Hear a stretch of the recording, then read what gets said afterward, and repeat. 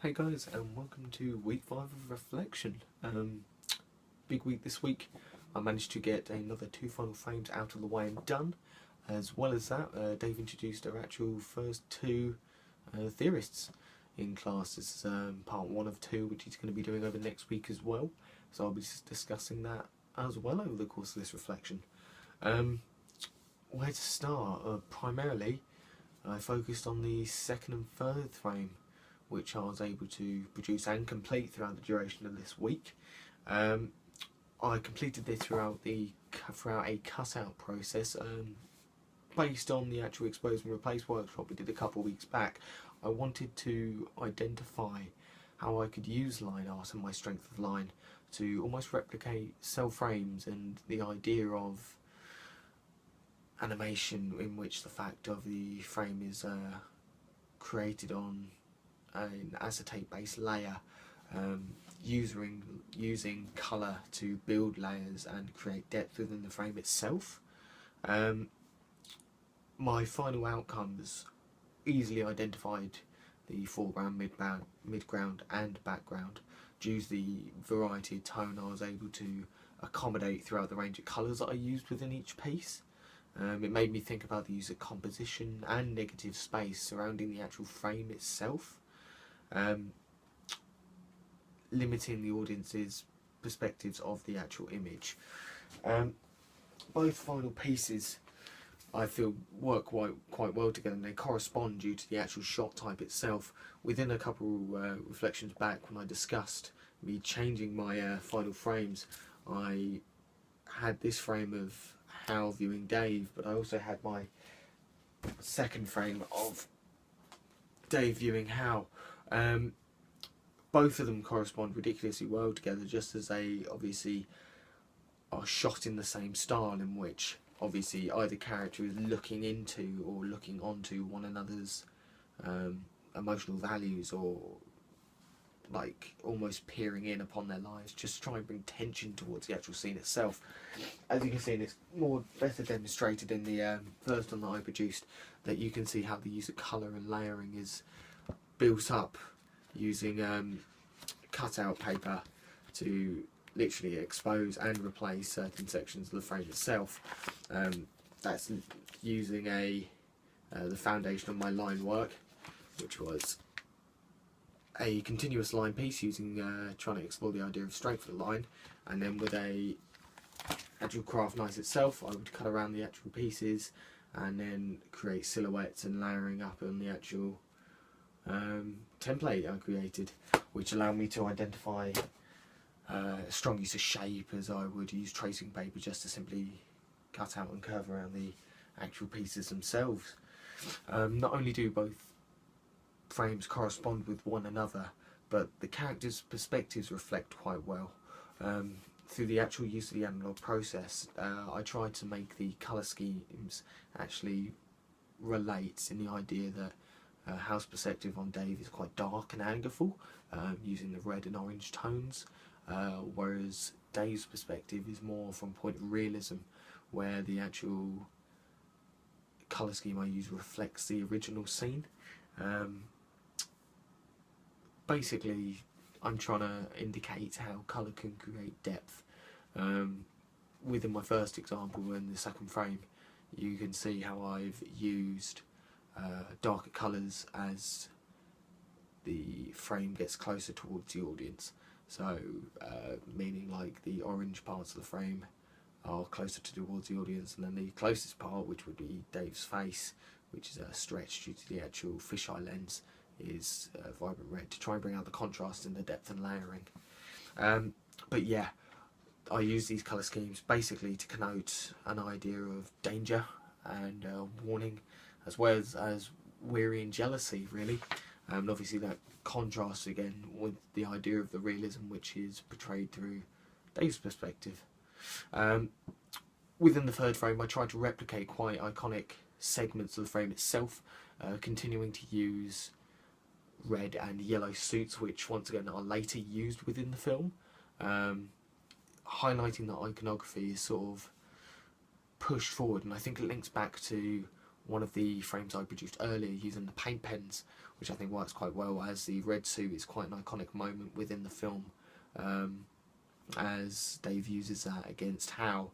So highlighting this within this frame sort of links together the narrative in a subtle way, which I think works quite well. On top of this, I wanted to use quite a broad range of experimentation, and to do this I wanted to look at how, using acetate, I could layer the original frames.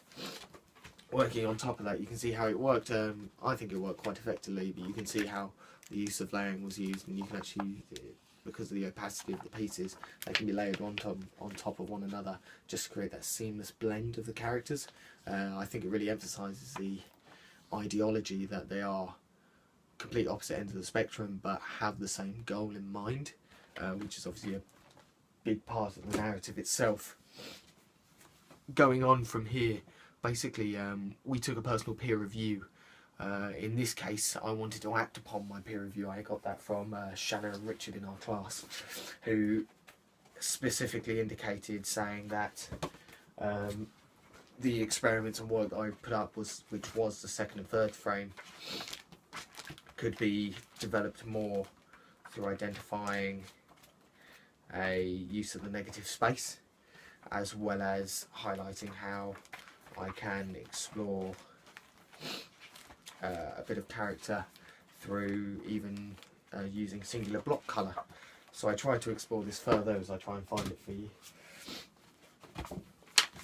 by yeah, here we go, by basically describing how the pieces were isolated and contained, which is what I wanted to get from my peer reviews really.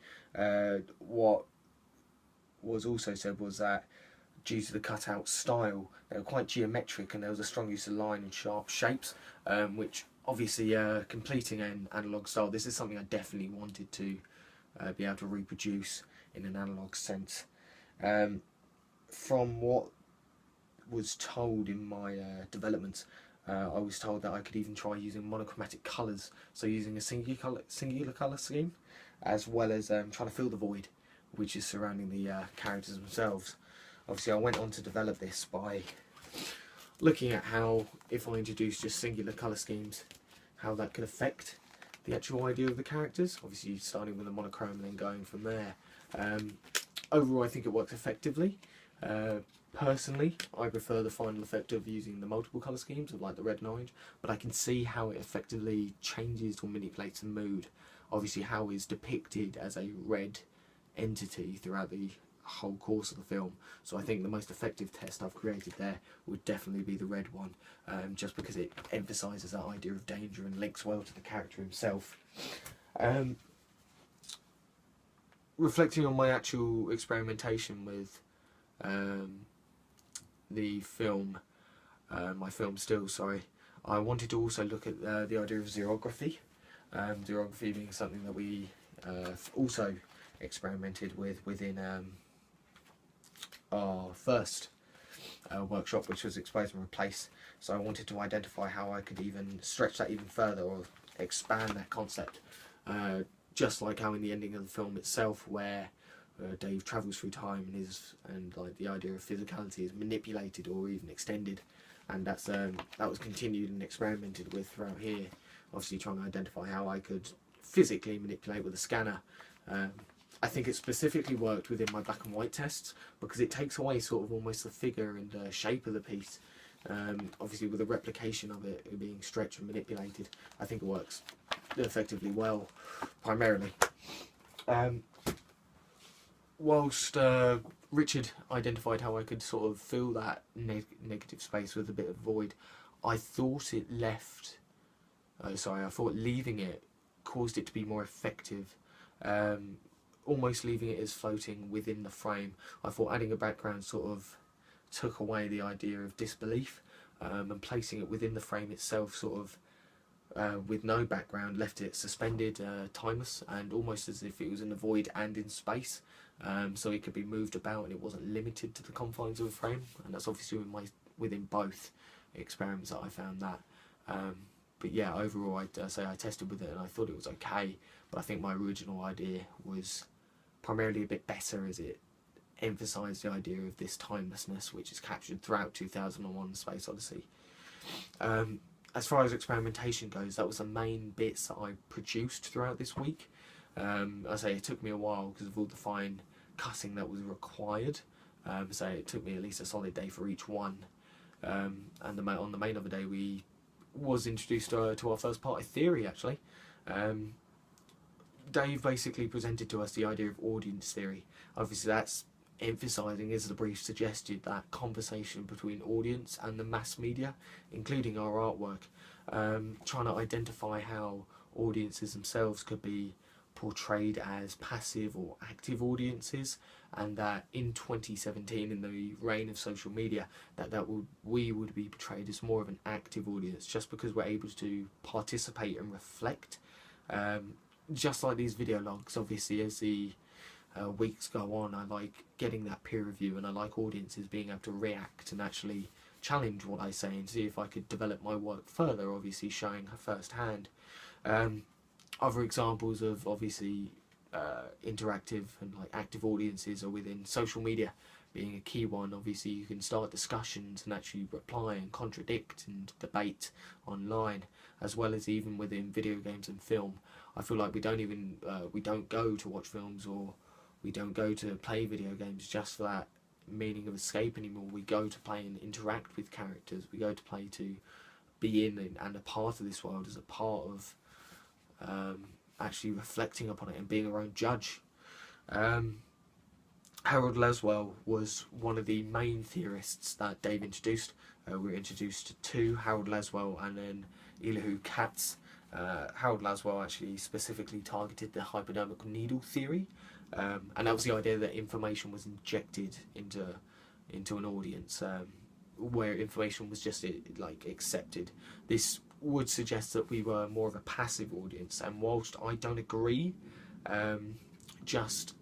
towards his idea of theory, just because we are able to openly objectify and create a discussion nowadays due to that use of social media, and say, but you have to accept that this idea of passiveness and just accepting information still does exist, especially within like subliminal advertising, especially in film, as well as just like normal advertising through body image as well. I say that's a prominent one for men and women, obviously, with standards having to be met by what makes the perfect man and what makes a perfect woman as well. We went even further with this by basically exploring how Elihu Katz introduced the two-step flow theory, which is when opinion leaders pass information from the media to influentials, meaning the general public. It's more prominent, especially than over social media and idols, just because, and more prominent within today, just because we are able to have that constant idea of communication. Information is available to us 24/7 now, so this idea of having idols which can share and pass on beliefs are highly influential and support this theory 100%. But not only idols, but people like celebrities, political leaders, religious figures, authorities, even brands, all help pass on information supported through the media. Basically anyone with higher social status and power. And I agree with this theory 100%, holding on to the idea that we as a general public and audience are influenced by what we are shown and what political leaders tell us, and how brands defy us as a culture, identifying how the needs of standards have to be met through branding as well. Overall, though, I feel like Elihu Katz is definitely something or someone I could incorporate through my work, and someone who I want to challenge as well throughout my work. See if there is a negative to this side, and this idea of celebrities being able to manipulate our ideas. See if this is able to change my narrative at all. Overall though, with the work I've produced so far, This is by far my favourite use of analogue craft that I've been able to produce. It's intrigued me to start incorporating theorists into my work, because it allows me to provide context and it allows me something to back up my work against, and actually like ground, like to base my like any work that I produce. It allows me to basically to conflict and contrast to what other people may believe. So overall, I'm happy with what we're able to produce. I hope to basically push this idea of cutout further, I think. I would like to explore some paint some more on the upcoming weeks. I know that throughout the previous weeks with my paint pens have been somewhat successful, but I think if I was to explore a few more tools and crafts, I know Dave is going to go over monoprinting and cyanotype as well as etching over the next couple of weeks, so that's something which I think I could use or even incorporate, just to once again ground that idea of analog processing and even incorporating them into a digital process. But for now, I'm happy with the work I produced this week and I'm looking forward to being able to develop it further.